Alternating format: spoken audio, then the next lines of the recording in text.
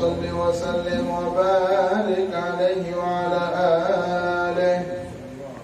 ولما نظم الفكر من دراره الأوصاف المحمدية عقودا توجهت إلى الله متوسلا بسيدي وحبيبي محمد صلى الله عليه وسلم أن يجعل سعي فيه مشكورا وفعلي فيه محمودا، وأن يكتب عملي في الأعمال المقبولة وتوجهي في التوجهات الخالصة والصلات الموصولة.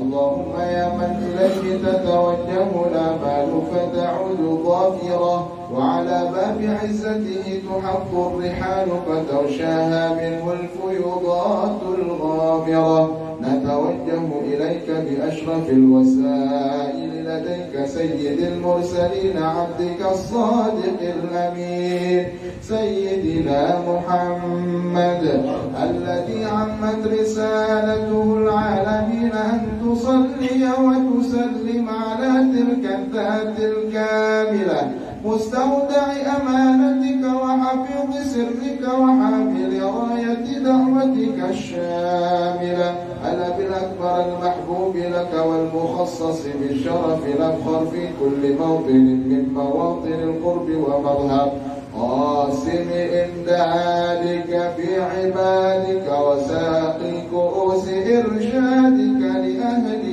بلادك سيد الكونين وأشرف الثقلين العبد المحبوب الخالص المخصوص منك بأجل الخصائص. اللهم صل وسلم عليه وعلى آله وأصحابه وأهل حضرة اقترابه من أحبابه.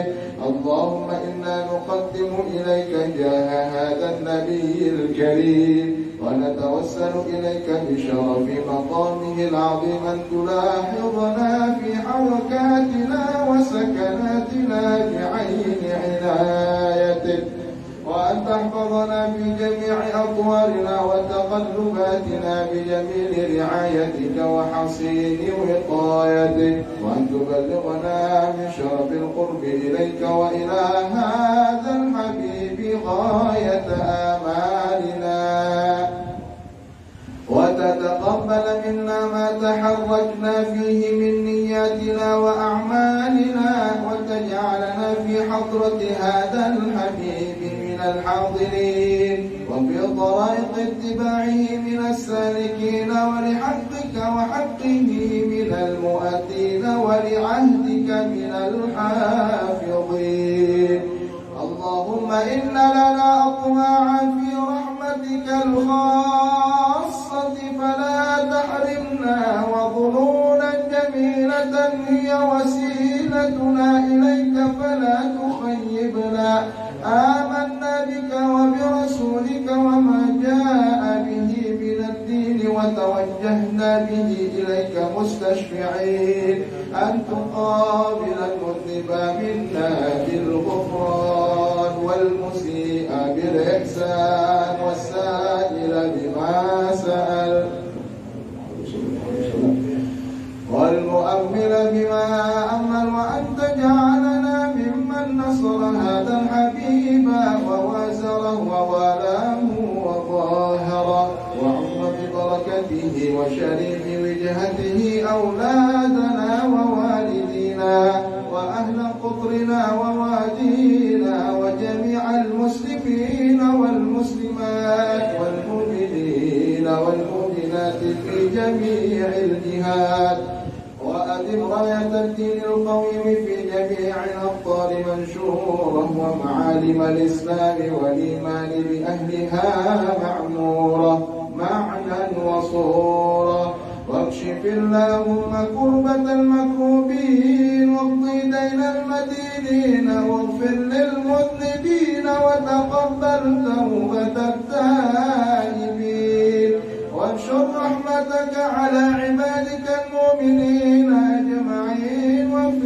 شر المعتدين والظالمين، وبسط العدل بولاة الحق في جميع النواحي والأقطار، وأيدهم وتأييد من عندك ونصر على المعاندين من المنافقين والكفار واجعلنا يا رب في الحصن الحصين من جميع البلايا واجعلنا يا رب في الحصن الحصين من جميع البلايا واجعلنا يا رب في الحصن الحصين من جميع البلايا وفي الحفظ المكين من الذنوب والخطايا وأدلنا بالعمل بطاعتك والصدق في خدمتك قائمين وإذا توفيتنا فتوفنا مسلمين مؤمنين واغفر لنا منك بخير أجمعين وصل وسلم على هذا الحبيب المحبوب الأجسام والأرواح والقلوب على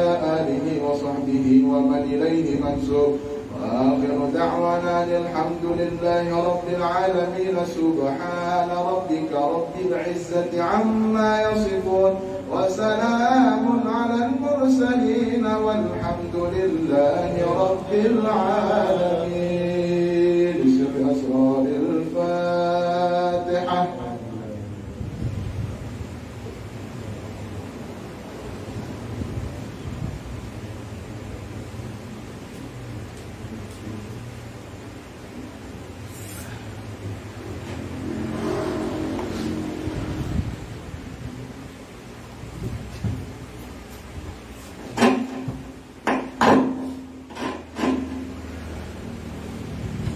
Bismillahirrahmanirrahim.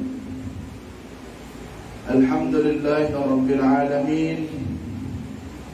Wassalatu wassalamu ala asyrafil anbiya'i wal mursalin sayyidina wa habibina wa syafi'ina wa qudwatina wa maulana Muhammadin wa ala alihi wa ashabihi wa barik wa sallim ajma'in. Rabbi shrah li sadri wa yassir li amri wahlul 'uqdatam min lisani yafqahu qawli. Qalu subhanaka la 'ilma lana illa ma 'allamtana innaka antal alimul hakim. Amma ba'd. Jamaah sekalian, hadirin dan hadirat yang dimuliakan Allah, para keturunan cucu Rasulullah sallallahu alaihi wasallam, para habaib, para syarifah yang hadir, para tokoh masyarakat, para asatidz wa asatidzah wal ustadzat yang hadir, mudah-mudahan menambah keberkahan majelis kita di malam hari ini. Kita melanjutkan kembali materi fikih kita. Terakhir yang kita bahas adalah mandi yang wajib. Mandi yang wajib ada 6. Yang mewajibkan kita mandi ada 6. Mujibatul ghusli sittatun. Ilajul hasyafati fil farji. Masuknya hasyafah laki-laki di dalam farji perempuan. Apa itu hasyafah, apa itu farji, sudah dijelaskan. Kalau usah diulang lagi. Lihat aja videonya. Ada aja tuh. Ya bro, ya bro. Kasihan yang jomblo. Wa khurujul maniyyi, dan keluarnya sperma, wal haidu, dan haid, keluarnya darah haid, wan nifasu, dan keluarnya darah nifas, wal wiladatu, dan setelah melahirkan, wal mautu, dan kematian. 6 yang mewajibkan kita untuk mandi. Kalau mau diringkas lagi menjadi 2. 1 yang wajib hanya untuk perempuan, haid, nifas, melahirkan. 2 yang wajib rata, laki-laki perempuan sama. Yang pertama adalah masuknya kemaluan laki-laki dalam farji perempuan, keluarnya sperma, dan kematian. Itu yang kita bahas pada pertemuan yang terakhir. Masuk kita pada pasal yang baru berkaitan dengan apa saja rukun dalam mandi wajib yang harus kita penuhi semasa kita mandi. Mandi wajib ada 6, ada pula rukun-rukunnya yang harus terpenuhi semua. Furudul ghusli ithnani, yang diwajibkan di saat mandi adalah ithnani, 2. Maksudnya mandi wajib. An-niyatu yang pertama adalah niat, wa ta'mimul badani bil ma'i, dan meratakan badan dengan air. Niat karena memang yang kita laksanakan ini adalah bukan semata-mata mandi biasa, tapi mandi yang wajib. Yang membedakan antara mandi wajib dengan mandi yang tidak wajib, mandi wajib dengan yang sunnah, mandi wajib dengan mandi yang boleh biasa-biasa saja adalah niatnya. Jadi kalau niatnya sudah niat wajib, maka jatuh mandinya wajib. Sama aja sebetulnya, bersabun dia juga, bergosok badan juga, diguyur air, sama semuanya. Tidak ada bedanya, tapi yang membedakan adalah niatnya. Innamal a'malu binniyat. Bahwa amal ibadah tergantung daripada niatnya. Jadi kalau mau beda, maka niatnya harus berbeda. Kalau tidak diniatkan, maka tidak sah untuk dijadikan sebagai mandi wajib. Niat makanya penting. Di saat air pertama kali menyentuh tubuh kita, bukan sudah basah baru kita niat, atau sebelum basah sudah niat keluar. Bukan. Niat itu qasdus syai'i muqtarinan bi fi'lihi. Sudah kita bahas pada saat pembahasan wudu bahwa niat itu bertujuan sesuatu yang dibarengkan dengan geraknya, yang berbarengan dengan gerak. Kalau lebih dulu bukan niat namanya. Kalau sudah selesai baru niat, itu namanya terlambat. Jadi harus berbarengan. Disitulah tantangan kita yang biasa menggunakan mazhab Imam Syafi'i. Memang agak sulit, apalagi kalau sholat. Kalau sholat mulutnya berucap, tangannya bergerak, dalam hati pun juga ikut bergerak pada saat niat sholat. Allahu Akbar. Lambat dari itu, sebelum takbir sudah niat duluan, salah. Atau Allahu Akbar baru niat, salah, belum sah berarti sholat. Makanya niat ini penting.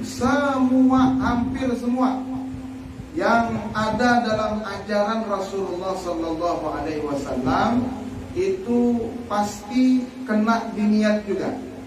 Bahkan Imam Asy-Syafi'i menyebutkan hadis yang kita sebut innamal a'malu binniyat tadi itu sepertiga agama ada masuk di situ semua. Sepertiga ajaran agama masuknya dalam hadis itu semua.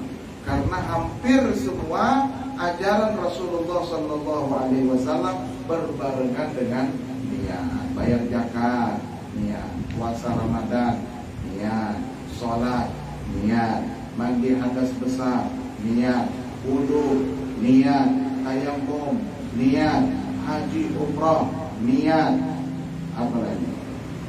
Mengakikahkan anak, niat. Kurban, niat.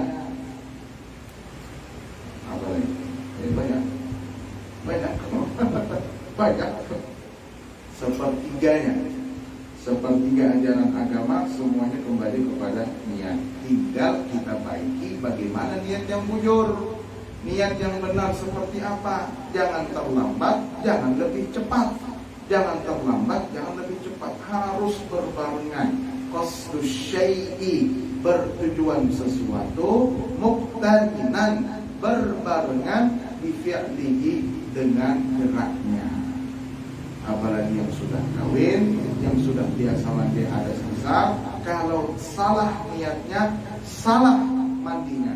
Salah mandinya, tidak sahlah sholatnya. Berapa tahun kawin? Berapa tahun? 10 tahun Ustaz. Kayak pemandinya biasanya mandi sebelum air, sebelum mengguyur air sudah niat duluan. Apa? Ada sah. Berapa tahun? Ada sah bosku, ada sah. Jadi bosku lah, agama bukan main-main. Jadi bosku. Wa ta'mimul badani bil ma', meratakan badan dengan air atau meratakan air ke seluruh tubuh. Namanya mandi itu adalah ghuslu a'dha'in makhsus, sayalanul ma'i ala jami' itu membasuh. Namanya mandi itu adalah meratakan air ke seluruh tubuh. Maksud tubuh di sini adalah permukaan luar. Tidak usah dimasukkan ke dalam. Kadang ada orang bertanya, masukkan ke dalam hidung nggak usah, tidak perlu, sakit kepala. Masukkan ke dalam telinga kan, jangan, mencari musibah aja itu. Ustaz masukkan dalam pantat kan, Ustaz, jangan. Jadi apa? Tidak usah. Yang ada di hadapan ini saja, itu yang cukup kita basahi. Mulai ujung rambut sampai ujung kaki. Yang di bawah kuku dibersihkan, yang ada bekas-bekas cat atau lem dibersihkan, itu aja. Lebihnya tidak perlu dimasukkan. Dulu juga kita sempat sebelum belajar betul-betul, ya kita masukkanlah dalam hidung, masukkan dalam telinga, dikeluarkan. Iya kalau mau keluar, pas kadang mau keluar habis gitu. Karena yang bungul ini gitu kan. Makanya berguru, makanya belajar. Ya kita tahu, nggak perlu, cukup yang ada di permukaan ini, ada lipatan-lipatan tubuhnya. Ya orang-orang langsing seperti saya ini kan banyak lipatan tubuhnya. Jadi mau tidak mau, banyak senggol, banyak tingkat-tingkatannya banyak. Itu harus masuk semua. Kuku itu harus dibersihkan. Ini lipatan perut ini kalau ada, pusat itu dimasukkan airnya. Di bagian dada ini digosok-gosok pun juga tidak wajib, sunnah saja. Sebetulnya sekali kita masuk air kena semua rata, sudah selesai, tidak perlu digosok, tidak wajib. Paling nyaman memang mandi di Sungai Mahakam. Paling nyaman, bebas asli. Paling ringkas, paling nyaman. Jadi pas habis langsung pas di dalam, pas kena sudah air pertama kalinya nawaitu raf'al hadatil akbar. Pas timbul selesai sudah tinggal. Atau yang kedua lebih ringan pakai shower. Nah, shower lebih enak. Tapi mengulang kismin itu pegayungan aja kenapa? Nah yang penting rata. Nah kembali tadi niat itu nawaitu raf'al janabah, boleh. Nawaitu raf'al janabah. Ini bagi yang junub. Tapi kalau ini tidak bisa dipakai perempuan yang baru selesai haid nifas. Tidak bisa nawaitu raf'al janabah. Janabah dari mana, orang haid kok. Jadi bagaimana? Kalau mau yang lebih umum, nawaitu raf'al hadatil akbar. 4 aja. Fardhon lillahi ta'ala itu enggak, itu sunnah. Yang penting nawaitu ada raf'al hadatil akbar. Kapan waktunya? Pada saat air pertama kali menyentuh tubuh kita, maka di situ di dalam hati kita niatnya di situ. Ustaz, kalau saya mau wudu dulu sebelum sunnah, tidak ada masalah, boleh. Ustaz, saya kalau mau bersih-bersih dulu karena habis beribadah dengan istri, misalkan masih ada najis-najisnya, bersihi dulu. Jangan langsung mandi, bersihi dulu, dibasuh dulu apa yang perlu dibasuh, dibersihkan apa yang perlu dibersihkan, kotoran-kotoran dibersihkan dulu, baru kemudian mulai wudu dulu, baru kemudian mulai mandi hadas besar. Jadi banyak betul, sunnahnya banyak, tapi yang disebutkan di sini tidak banyak karena ringkas. Yang penting 2, niat dan meratakan air ke seluruh tubuh. Faslun, cukup sudah itu. Paham aja sudah insyaallah. Syurutul wudu'i 'asyaratun. Nyebrang lagi kita. Jadi sini nyebrang. Habis bahas masalah wudu, masuk masalah najis air. Habis masalah air, masalah mandi junub. Habis mandi hadas besar, masuk lagi masalah wudu lagi. Syurutul wudu'i 'asyaratun. Syarat-syaratnya wudu ada 10. Ini sebetulnya kalau kita yang biasa wudu itu, apa yang sudah kita praktekkan selama ini, insya Allah kebanyakan yang saya lihat sudah sah. Hanya perlu dirincikan lagi, dipreteli lagi satu-satunya, biar kita lebih tahu lagi ilmunya. bukan hanya sekedar prakteknya, tapi juga tahu bagaimana ilmunya. Rata-rata yang saya lihat kalau orang wudu ya sudah bagus, sudah pas. Hanya perlu dikasih tahu lagi, ini loh ilmunya, ini yang sunnah, ini yang wajib, ini yang rukun, ini yang syarat. Harus tahu juga. Al-Islamu yang pertama Islam, tidak boleh orang kafir, tidak boleh orang selain Islam, orang Kristen tidak boleh, wudu tidak sah. Wat tamyizu dan tamyiz, anak yang sudah bisa makan, minum, cebok sendiri. Perlu diingat, tamyiz, memang banyak sekali pengertian tentang tamyiz. Yang jelas tamyiz itu belum balik lagi, tapi dia sudah bisa makan, minum, cebok sendiri, berarti dia sudah tamyiz.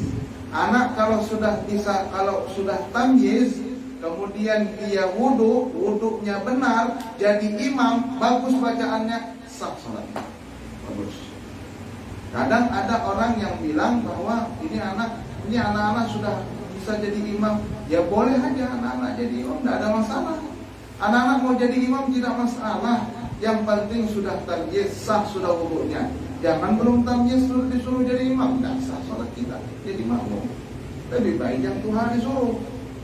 Tamyiz sekurang-kurangnya anak yang bisa berwudu dikatakan sah wudunya adalah anak yang tamyiz, belum balik. Kalau balik lain lagi tahapan hidupnya itu, tahapannya beda. Kalau balik itu di atasnya, di bawahnya ada tamyiz. Jadi tidak mesti harus menunggu balik sah wudunya, enggak. Jadi tamyiz, makan sudah bisa sendiri, minum sudah bisa sendiri, cebok sudah bisa sendiri, maka kalau dia wudunya sah, silakan, sah sudah wudunya itu. Jadi imam tidak masalah. Wan naqa'u 'anil haidhi wan nifas, ini khusus perempuan. Syarat yang ketiga, bersih dari haid dan nifas. Perempuan yang masih dalam keadaan nifas tidak boleh berwudu. Ini banyak juga kita temukan di kampung kita ini. Ustaz, saya sedang membersihkan rumah. Bapaknya habis baca Quran. Dia sudah membaca Al-Quran, tidak dikembalikan ke wadahnya pulang, tidak dikembalikan ke lemarinya. Kami membersihkan ini, bersihkan. Saya mau mengembalikan itu, tahu bahwa saya sedang haid. Mau dikembalikan, tidak ada orang. Mau dibiarkan di situ, tidak selesai bersihnya. Mau dikembalikan, saya haid. Jadi bagaimana? Bolehkah saya berwudu untuk mengambil Al-Quran ini, saya kembalikan ke tempatnya? Haram, tidak boleh. Jadi kayak apa? Dia suruh bapaknya, panggil, abah sini bang, ambil Quran nih bang. Kan abah kan ada anak panggil, ambil nakai. Jangan ibu-ibu yang memegang dalam keadaan menstruasi. Walaupun berwudu, wudunya haram, berdosa. Dianggap at-tala'ubu bid-din, main-main dengan agama. Sudah tahu yang sedang dalam keadaan tidak bersih, pakai lagi wudu, apa maksudnya? Iya kan, tidak nyambung. Sudah jelas haid itu berarti perempuan sedang tidak bersih, berwudu lagi, apa gunanya wudu? Sudah tahu kotor istilahnya kan, sudah tahu sedang tidak bersih, berwudu tidak bisa, haram, tala'u, bahkan disebut main-main. Wa amma yamna'u wusulal ma'i ilal basyarah, bersih dari benda-benda yang dapat mencegah air sampai ke kulit. Lem mencegah, Putex mencegah, Tip-X mencegah, cat mencegah, pacar maksudnya inai dong, bukan pacar lain. Daun inai itu, daun inai itu enggak. Kalau daun inai atau henna itu enggak. Karena itu mewarnai, bukan menutupi. Jadi ada bahasanya begitu. Ini yang dilarang menutupi, bukan mewarnai. Kalau mewarnai tidak apa-apa. Terus seperti apa lagi? Lem sama. Jadi kalau sudah selesai sholat, ternyata karena tadi habis ngecat rumah, ternyata pas sholat Assalamualaikum, ada di sini pas chat, astagfirullah warna biru. Jadi kayak apa? Maka mimpin jamaah pulang.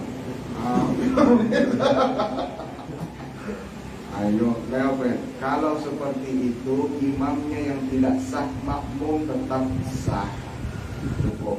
Kecuali kalau makmum tahu di tengah-tengah sholat bahwa imam ini ada sisa cat di tangannya, tahu dia, berarti makmum yang tahu tidak sah. Kalau sudah selesai sholat baru tahu, tidak apa-apa, karena sholat sudah dilaksanakan dalam keadaan sah. Sedangkan yang salah bukan si makmum, yang salah adalah bapak imam. Jadi Pak Imam itu hati-hati juga. Dikarik. Hati jadi imam. Banyak juga ini imam gengsi. Bekantut tahu sudah batal. Aku malu membatalkan. Aduh, minta maaf ini imam.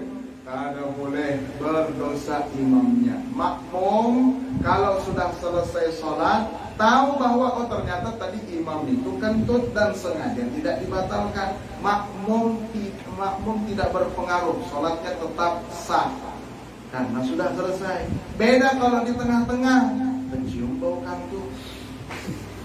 Wah ini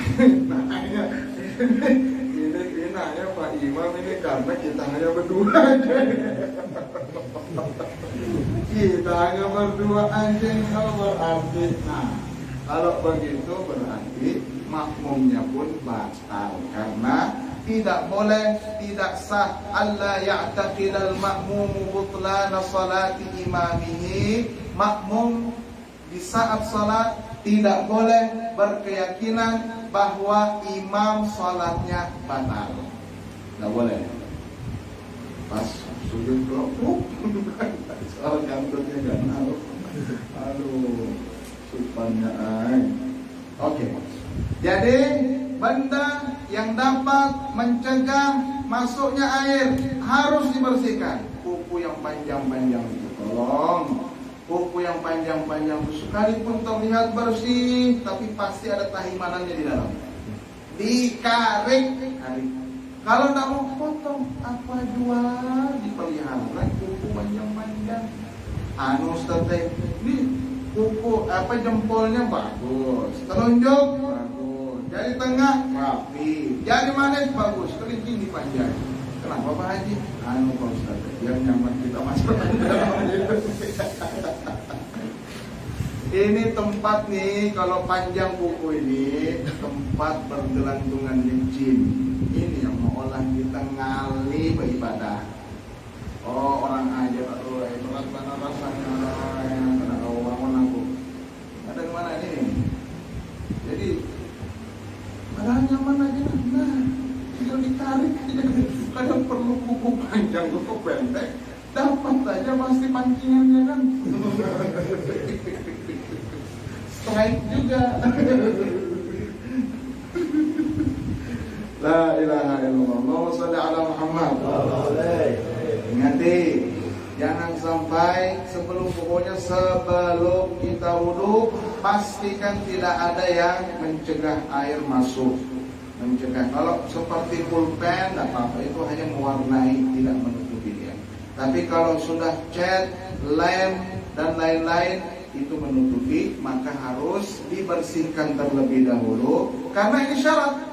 Syarat itu apa bedanya syarat Ustaz dengan rukun? Nah, ini penting dicatat nih. Rukun itu adalah kegiatan yang ada di dalam ibadah, bukan sebelum ibadah. Tapi kalau syarat dua-duanya, di dalam ibadah, sebelum ibadah sudah harus dipenuhi lebih dulu. Kalau rukun, ambil contoh seperti mandi junub tadi, niat itu sudah masuk dalam ibadahnya. Terus meratakan air ke seluruh tubuh, itu sudah masuk dalam ibadahnya. Rukun namanya. Seperti contoh wudu, niat sudah masuk dalam ibadah. Membasuh wajah sudah masuk di dalam ibadah. Membasuh kedua tangan sampai ke siku sudah masuk dalam ibadah. Mengusap sebagian kepala sudah masuk dalam ibadah. Membasuh kedua kaki sampai mata kaki sudah masuk dalam ibadah. Kalau syarat harus dipenuhi sebelum ibadah dan di saat kita beribadah. Seperti ini Islam. Islam sudah mulai sebelum wudu sudah harus Islam. Lain di tengah-tengah wudu baru Islam. Ya kan? Mulai sebelum wudu sudah Islam duluan sampai kita selesai wudu. Di saat kita berwudu Islam juga. Nah itu. Jadi itu bedanya antara syarat dengan rukun. Kalau rukun khusus di dalam rumah saja dia. Kalau syarat masuk PNS, kan berarti sebelum PNS ada syaratnya. Kalau PNS-nya berarti sudah di dalam, rukunnya sudah itu. Wa an la yakuna 'ala al-'udwi ma yughayyiru al-ma'a. Dan tidak adanya sesuatu yang dapat merubah 3 unsur air di atas anggota wudu kita. Tidak boleh ada benda-benda yang dapat merubah air. Contoh, dipupur banyak di tangan, mau berwudu langsung dituang air di tangan, airnya berubah dari yang warna air menjadi warna putih karena ada pupur, langsung diusap di wajah, tidak sah karena ada perubahan salah satu dari 3 unsur, warna, rasa, bau. Atau misalkan minyak harum, banyak dibeli minyak harum tadi mahalul diam, banyak. Pas di tangan di sini dicolek orang. Pas kita mau berwudu langsung dituang, tidak dicuci tangan, orang harus cuci tangan dulu. Cuci tangan dulu baru air wudunya ditaruh. Ini enggak habis minyak harum langsung ditaruh di sini. Pas dicium bau airnya bau minyak harum dia sudah. Langsung diusapkan di wajah, tidak sah karena berubah baunya. Atau guru misalnya, ini biasa guru bang pakai kapur itu kan tangan putih dulu. Nah jadi pas hendak wudu sholat isya, antara maghrib isya kita belajar. Pas mau sholat isya, ya itu berwudu kan, berwudu. Ini tangan habis dibekapur, jangan bahari kapur. Jadi ini pakai berubah air wudunya, maka dibuang, cuci tangan sampai bersih, baru kita ulangi lagi, taruh air wudunya di sini, baru kita berwudu. Jangan sampai ada di atas anggota wudu kita benda-benda yang dapat merubah air. Merubah maksudnya apa? Umum sekali bahasa merubah, 3 itu aja, bau, rasa, warna, itu aja. Wal ilmu bi fardiyatihi, yakin bahwa wudu itu hukumnya wajib. Nah, jangan pulang, tapi ini jarang terjadi. Ada orang berkeyakinan wudu sebelum sholat hukumnya sunnah. Salah sudah itu. Kalau ada orang yang wudu tapi menyimpan di dalam hatinya sebuah pengetahuan bahwa wudunya itu tidak wajib, hanya sunnah saja, maka tidak sahlah wudunya. Wa alla ya'taqida fardhan min furudihi sunnatan, ini juga jarang terjadi. Tidak boleh kita meyakini satu rukun wudu itu dianggap sunnah. Membasuh wajah wajib atau sunnah wajib, tapi kita yakinkan dalam hati kita karena salah belajar membasuh wajah hukumnya sunnah. Tidak tahu, tidak boleh. Ini jarang terjadi, semua tahu aja insya Allah. Kalau yang sunnah dianggap wajib, tidak masalah. Banyak orang menganggap mengusap telinga wajib apa sunnah. Dikira orang wajib. Berkumur, kita menulis ujian gasan santri, sebutkan rukun wudu. Pas memeriksa jawabannya 12. Kok 12? Enamnya dari mana ini? Yang ada 6 aja, ini kenapa 12? Sekali berkumur dianggapnya rukun wajib 2. Memasukkan air ke dalam hidung juga wajib 2. Membasuh tangan wajib 2. Padahal semuanya sunnah. Meyakini yang sunnah sebagai kewajiban tidak masalah. Tapi kalau yang wajib dianggap sunnah, itu yang bermasalah. Wal ma'u tahuru, juga syarat wudu harus air yang suci mensucikan. Sudah juga kita bahas. Wa dukhulul waqti. Nah, 2 syarat terakhir, Syarat ke-9 dengan ke-10 ini khusus bagi orang yang sakit. Nanti sakitnya apa ada di air. Kalau kita yang sehat tidak berlaku. Syarat yang ke-9, berwudu harus di dalam waktu salat, tidak sah di luar salat. Wal muwalatu, dan tidak boleh terputus antara satu rukun dengan rukun yang lain. Lidah imil hadasi, bagi orang yang berpenyakit hadas. Maksudnya berpenyakit hadas, berkantut kalau bisa ditahan, toh keluar terus, toh keluar terus. Kami remnya sudah dol, keluar terus, ditahan tidak bisa lagi sudah. Ditahan tidak bisa lagi. Aduh, kayak apa ini? Berarti pian kain gitu kayak gitu. Kalau yang muda-muda ini insya Allah remnya masih pakem.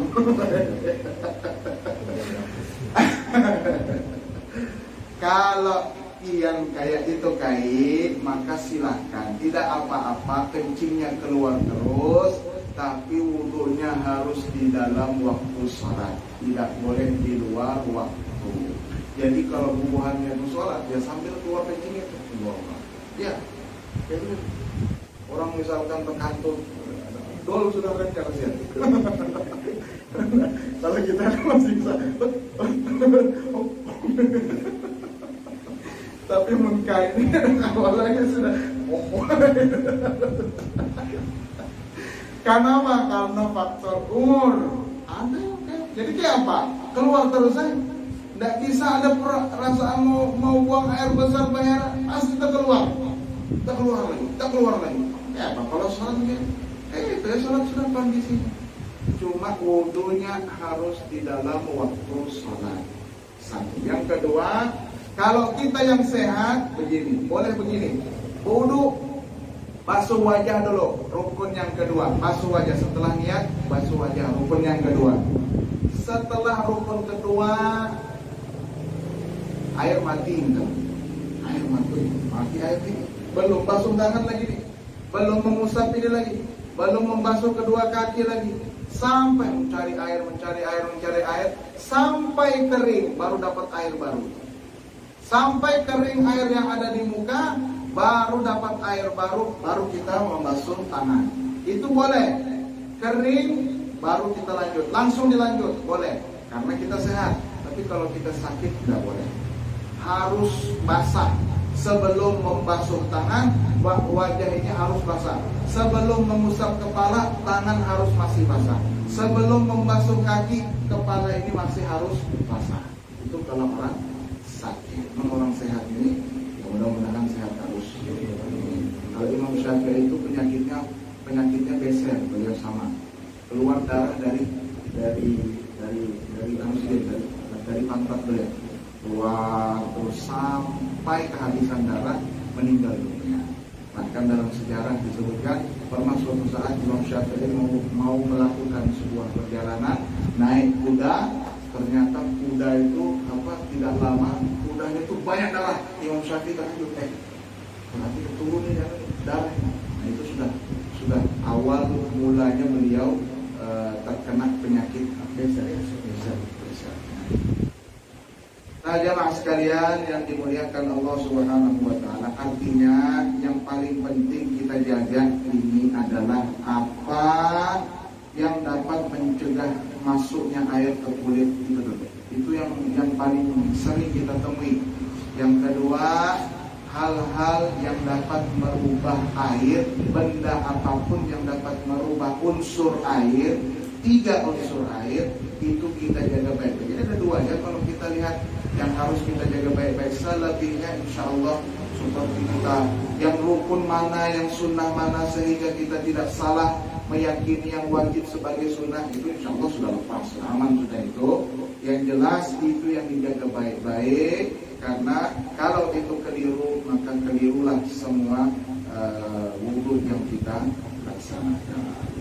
Jamaah sekalian yang dimuliakan Allah Subhanahu wa ta'ala, sudah panggil berkah sedikitlah Imam Abdullah Al-Haddad. Ambil berkah sedikit. Bismillahirrahmanirrahim. Kita pindah ke kitab Risalatul Mu'awanah wal Mudhahara wal Mu'azarah lirrafidin minal mu'minin Suluki Tariqil Akhirah karya Al-Imam Al-Habib Abdullah Ibn Alawi Al-Haddad radhiyallahu ta'ala anhu ajma'in.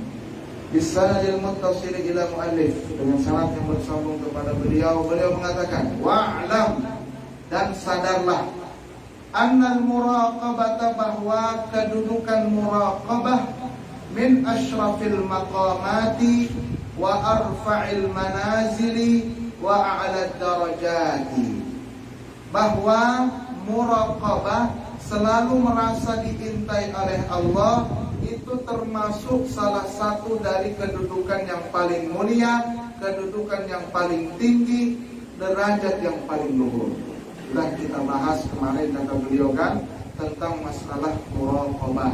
Kata beliau, kalau ya akhi, saudaraku, kata beliau, selalu pasang muraqabah dalam dirimu, dalam setiap gerak dan diammu. Kenapa? Karena itu nanti yang akan menjadi modalmu sampai pada kesempurnaan ibadah kepada Allah Subhanahu wa ta'ala. Apabila timbul rasa ingin bermaksiat, apabila timbul lemah untuk melakukan taat, kemarin sudah kita sampaikan ada 4. Yang pertama, ingatkan nafsumu bahwa Allah Maha mendengar, Maha melihat semua gerak-gerik diammu. Kalau memang tidak bisa, tidak mempan cara itu, maka ingatkan nafsumu bahwa ada 2 malaikat yang senantiasa mencatatmu. Kalau cara mengingatkan itu masih belum mempan lagi, maka ingatkan dengan kematian yang semakin dekat. Kalau belum mempan lagi, maka ingatkanlah dia tentang janji Allah kepada orang yang taat dan ancaman Allah kepada orang yang bermaksiat.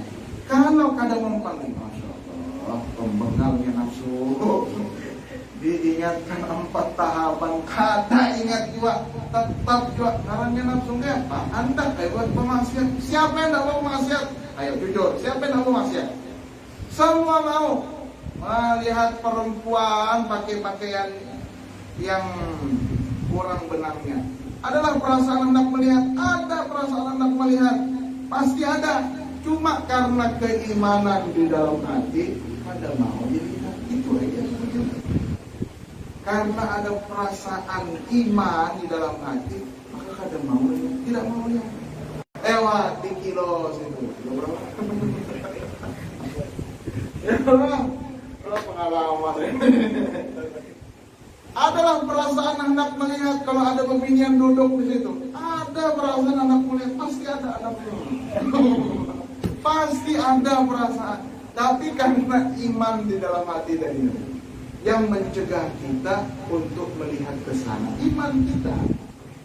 Nah makanya caranya tadi, mau maksiat ingatkan dia, ingatkannya bertahap. Kalau 4 cara tadi tidak juga mempan, maka tangisi dirimu, karena dirimu itu keras hatinya, susah dapat rahmat dari Allah. Itu aja gitu. Ini maka muraqabah. Muraqabah itu yang paling tinggi kedudukannya, paling di antara yang paling tinggi. Wa hiya maqamul ihsan. Muraqabah itu adalah kedudukan al-ihsan, al-musyari ilaihi, al-musyaru ilaihi, yang telah disinggung oleh Nabi di qaulihi alaihi salatu wassalam, dengan sabdanya, al-ihsanu an ta'budallaha ka'annaka tara fa in lam takun tarahu fa innahu yarak. Ihsan itu adalah kamu sembah Allah seakan-akan kamu melihat dia, Allah. Fa illam takun tarahu, apabila kamu tidak mampu melihatnya, melihat dia, fa innahu yaraka, sesungguhnya Allah melihat kamu. Ini maqam ihsan paling tinggi. Sudah kita panjang lebar dulu kita sampaikan. Wa kullu wahidin minal mu'minin, setiap orang beriman itu yu'minu, mempercayai, bi anna Allah, bahwasanya Allah, la yakhfa alaihi syai'un, tidak satu pun yang tersembunyi di hadapan Allah, fil ardi wala fis sama, baik yang ada di bumi maupun yang ada di langit. Semua mukmin sama, kita sama, yakin bahwa semuanya diketahui oleh Allah, baik yang ada di bumi maupun yang ada di langit. Wa ya'lamu, dan orang mukmin semua tahu, annallaha, bahwasanya Allah ma'ahu, selalu bersama dia, aina makana, dimanapun dia berada, la yakhfa alaihi syai'un min harakatihi wa sakanatihi, tidak ada sedikit pun yang tidak tampak di hadapan Allah, gerak gerik diam kita, semua kita yakin itu. Cuma yang membedakan antara kita yang biasa dengan hamba Allah yang sudah sampai pada maqam muraqabah di sini. Walakinna sya'na, akan tetapi kondisinya ini yang dituntut muraqabah yang benar. Betul kita semua yakin bahwa Allah mengetahui apapun yang ada di dalam diri kita, yang ada di langit, yang ada di bumi, yakin. Siapapun yang hadir di sini pasti yakin. Tidak boleh ada keraguan itu. Cuma yang membedakan, ini yang membedakan antara kita yang biasa dengan orang-orang yang sudah sampai pada tingkatan muraqabah fi dawami hadzal masyhad. Perasaan ini selalu ada di dalam hatinya, tidak pernah bergeser sedikit pun, sehingga mereka timbul rasa takutnya kepada Allah jauh lebih besar dan lebih sering. Kalau kita kan lebih sering lalainya, lebih sering lupanya. Itu yang membedakan orang sampai muraqabah sama tidak. Fi dawami hadzal masyhad, yang membedakan adalah langgengnya cara pandang ini, wa husuli thamaratihi, dan manfaat yang sudah dihasilkan, allati aqalluha, paling sedikit orang yang muraqabah itu adalah alla ya'mala fima bainahu wa bainallahi amalan, tidak melakukan amalan antara dia dengan Allah, yastahyi an yarahu alaihi rajulun minas salihin, yang apabila ditampilkan kelakuannya di hadapan orang soleh dia malu. Kalau misalkan ada perasaan di dalam diri kita, aku kalau lakukan ini di hadapan Tuan Guru aku supan, sehingga kita tidak melakukan itu sudah ada bibit menjadi wali Allah Ta'ala. Jadi mungkin kita belum lagi takut dilihat, malu dilihat Allah, tidak, dilihat perguruan dulu, dilihat perguruan. Makanya ada juga pentingnya, ada juga bagusnya memajang foto ulama di rumah. Jadi dinanang kelakuan nang jahat-jahat itu, kita ada rasa malu, aku takut karena dilihat duluan. Saya mulai dari muda sudah ada dipajang di kamar. Muda masih muda kan, belum tua amat. Mulai bujang. Bujang sekarang kan kadang bujang lagi. Sudah pun muda masih tua haji lagi, jauh.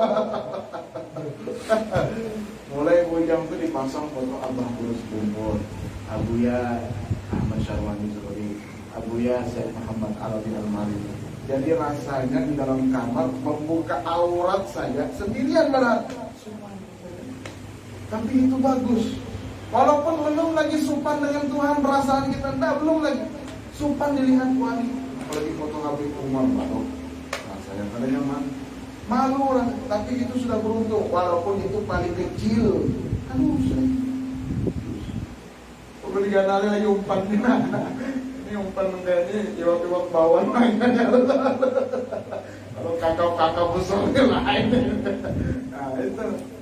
Walaupun ada itu sudah cukup. Cukup untuk memulai.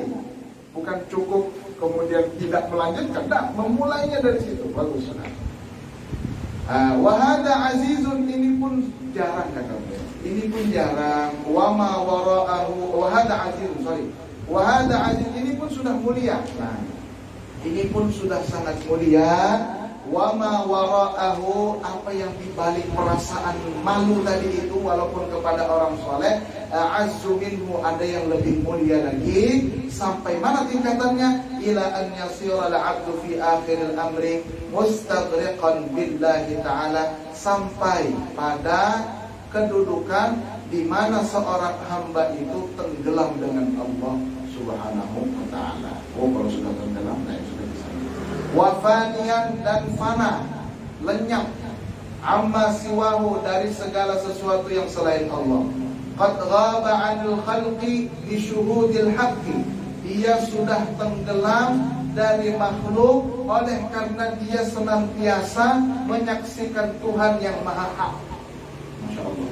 Wal tahaqa bi maq'adi sidqin 'inda malikin muqtadir, dan dia sudah bergabung di kedudukan ketulusan, kedudukan kejujuran, di mana makam tersebut sangat terpuji di sisi Allah Subhanahu wa ta'ala.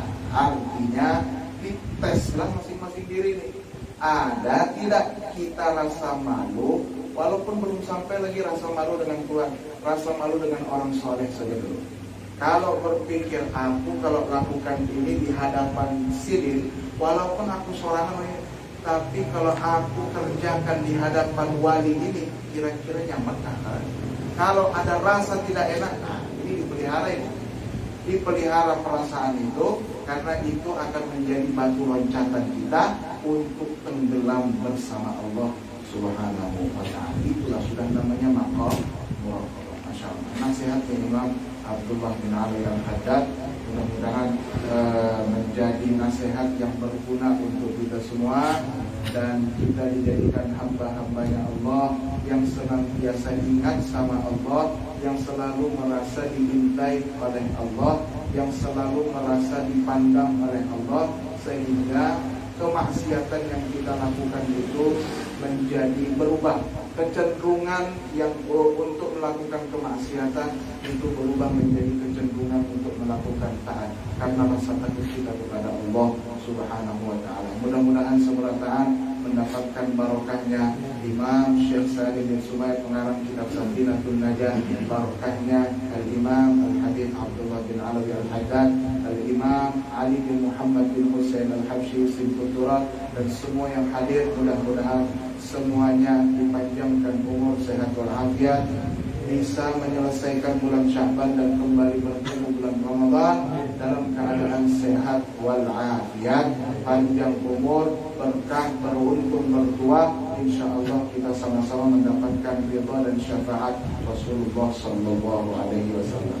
Mungkin ini yang dapat disampaikan. Ada yang lain sampaikan? Masalah tadi? Ya. Ada yang hendak disampaikan Habib Erwin terkait masalah majelis kita. Tapi selanjutnya Habib Husaini Lawal sallallahu alaihi Muhammad ala alihi wasallam. Alhamdulillahirabbil alamin.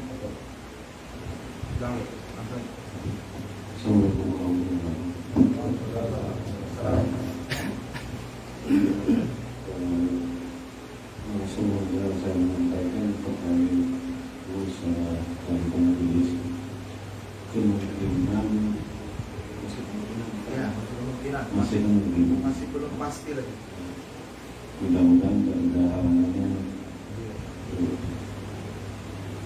untuk majelis 2 minggu ke depan, di minggu ketiga bulan Sya'ban.